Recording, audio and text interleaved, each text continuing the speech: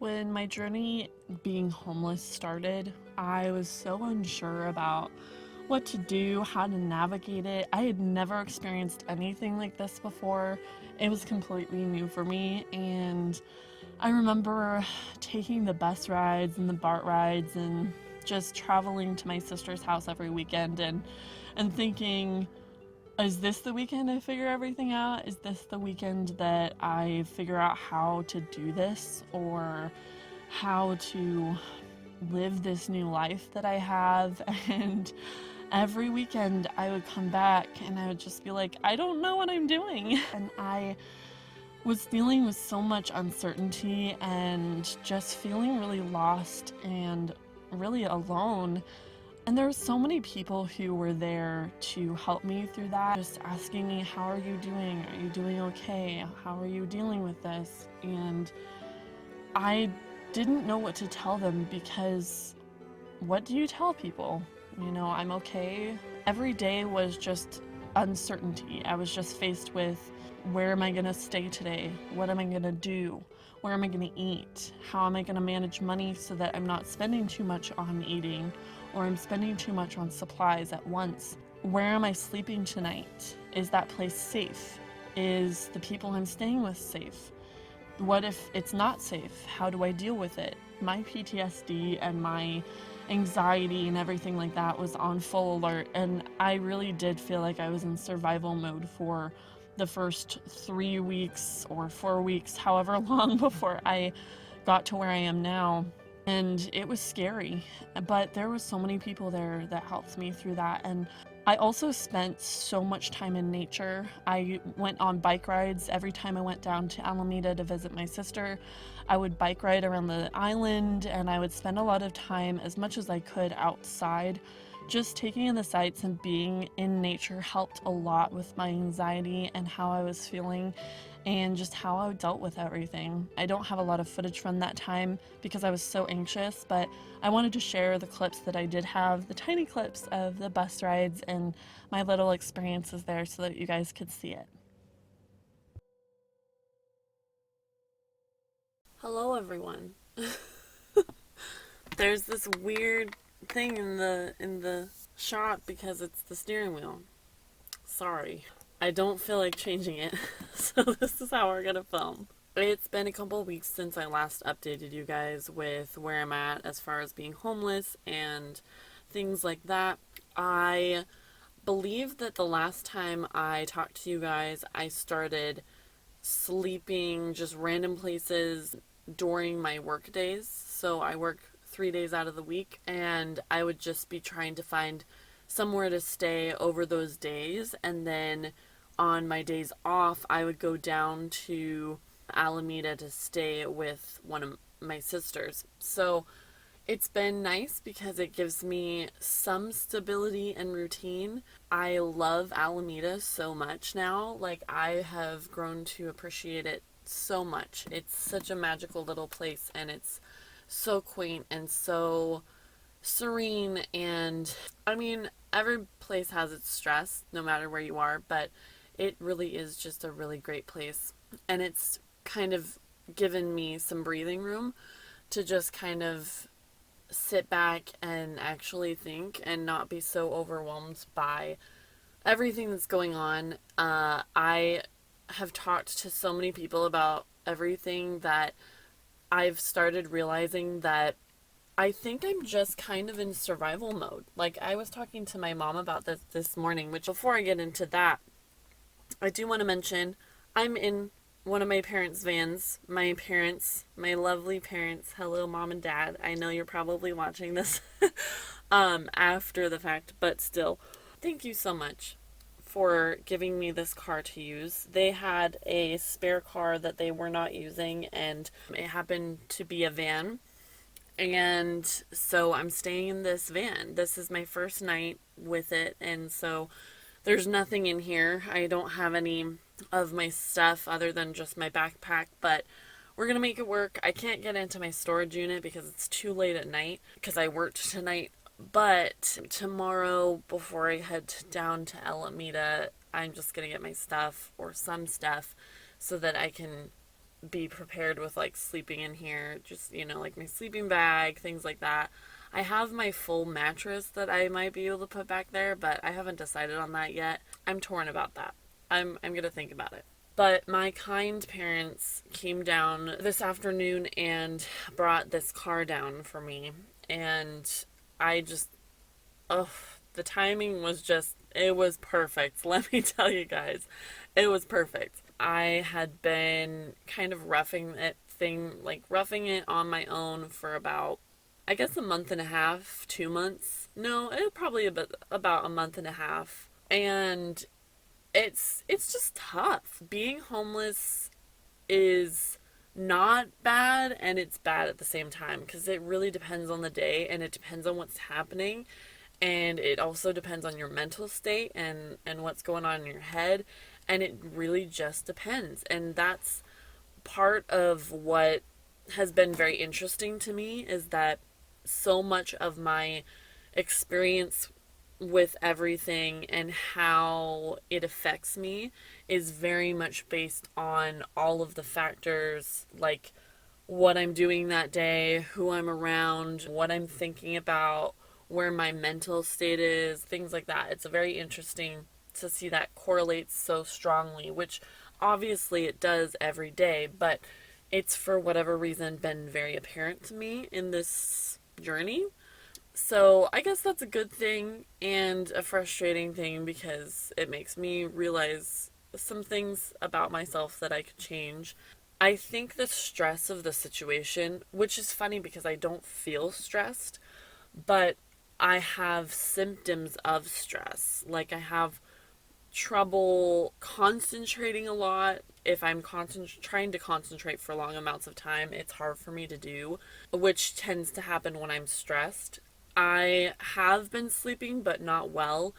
When I do have the opportunity to sleep for many hours at a time and in a comfortable bed, I toss and turn and I have nightmares, which is a huge sign to me that I'm really stressed. It takes a lot of stress for me to start having nightmares, and nightmares are one of the things that I know that if I'm having those, something's going on, because I don't usually have nightmares. I usually just have dreams or just vivid dreams or something like that. So that's a huge sign to me that I'm stressed out, but I don't know it. Surprisingly, I haven't had a lot of symptoms of gnashing my teeth together or like grinding my teeth together at night. I have a mouth guard that I am supposed to be using, but sometimes I don't use it because, you know, I'm an adult and I feel like an old lady using it. But I don't use it as often as I should. But when I do use it, I do notice a little bit of a difference. But I'm just surprised that I don't have as much jaw pain and jaw soreness in the morning when I don't use it. So that's interesting. And I also have noticed that I kind of push everything away. Like I just ignore it most of the time. And then I don't want to say every couple days, but probably about once a week or once every 2 weeks, there's a day where I just cry. Like I'm just sad about everything and I'm just like, why is this happening to me? But then I just kind of snap back and I'm like, okay, it's good that we cried. It's good that we felt those things. It's good that we're sad because that's a normal way to process this. But like, what is a step that we can take to try to like move forward? Which is so annoying to me because to me it kind of feels like the whole, oh, well, don't be sad, just keep moving forward. But like, I think when you're not having to be in survival mode, it's easy to get frustrated at people who say that. Whereas like when it's something that's just so automatic, you have no choice. And I don't know. I feel like this is just kind of an automatic mental response for me for dealing with something like this, is just for my mind to compartmentalize it and say, oh, I'm stressed about this, so I'm going to put it over here in a locked box, and while we do our stuff, and then every once in a while, like, it will leak out because it's, like, getting too full, but then we'll be okay again for a little bit. And I think my brain has just done that. So that's how I'm dealing with things. If you can see the dark circles under my eyes, which, I mean, obviously, it's going to be really bad lighting. This is awful lighting for this, but I have been so tired. I did not sleep well this week. This is the first week that I spent every single day that I worked sleeping at work, which has been hard because I can't get good sleep at work. It's just not possible. I'm glad that I even had work. One thing that I'm so thankful for is that through this whole experience of being homeless, which still feels weird for me to say because I don't feel homeless, which is odd. Throughout this whole experience, I have not had one day that I spent the entire night outside or on the sidewalk or somewhere where sometimes you see people camping out or things like that. I've never had to do that. Being out in the elements and stuff like that, I'm sure I can do it, but I don't want to have to camp. Like, I want it to just be an option. Like, oh, we're having a fun camping vacation rather than, oh, gotta set out my tent in front of Winco. Like, it's something that I would like to have the option to do rather than have it be a necessity. So I am thankful that I haven't really needed to do that. I could have, obviously, but I decided not to, and I've been able to get away with sleeping on the break room couch at work.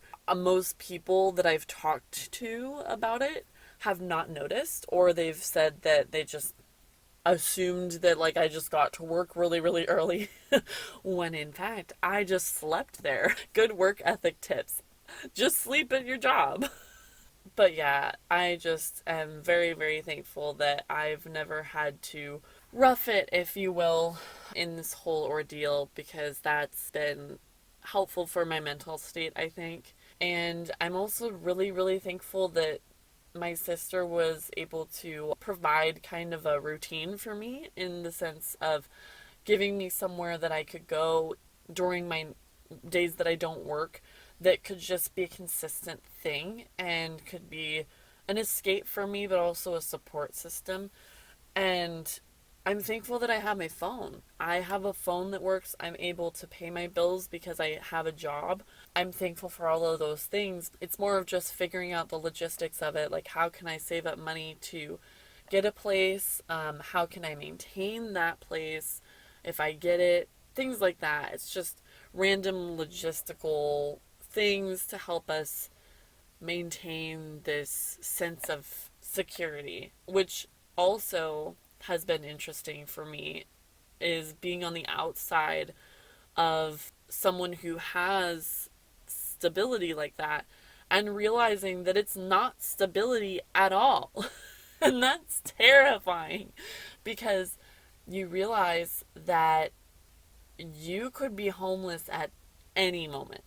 I never in a million years would have thought I would be homeless. I had always assumed that, mom and dad would help me or I would just move in with my sister or move in with my brother or something would happen to where it would like save me from the situation, I guess.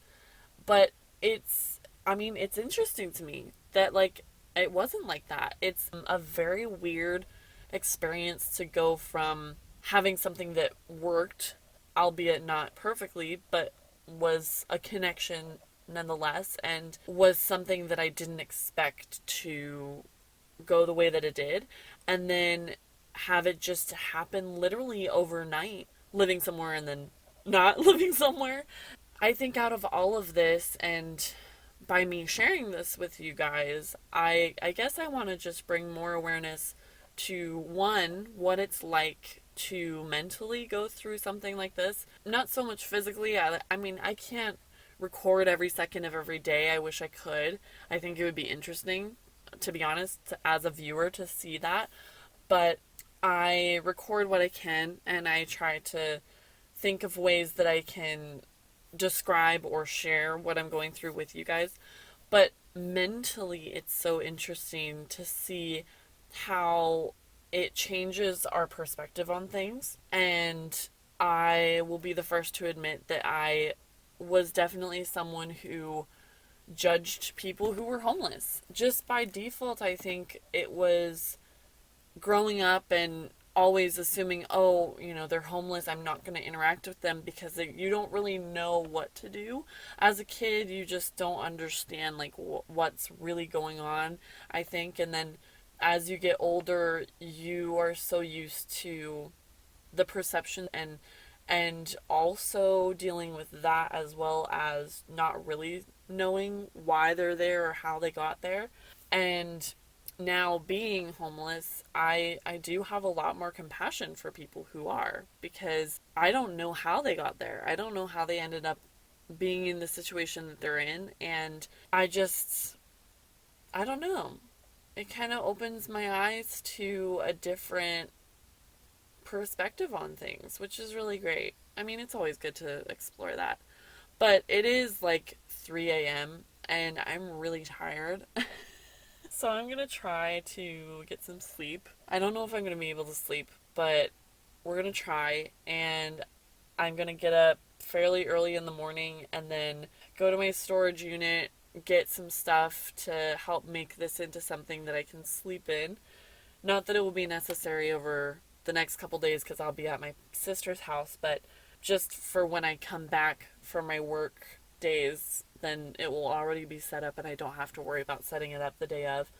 But right now I'm parked outside. I'm parked on a side street next to a hotel, and I've stayed at this hotel a couple times, but I'm parked next to this hotel, so I'm hoping that if I have to just like use the bathroom or something, I can just go in there and use it, and nobody's gonna really ask me about anything. But that is one thing that's really annoying, is that if you don't have like an easy way to go to the bathroom, like you don't have like a camper toilet or something like that, it is really inconvenient to have to like always be searching for a bathroom. You can't just park out in front of Target all night because they're not open all night. I'm always searching for somewhere that's open 24/7 just because of the bathroom. So,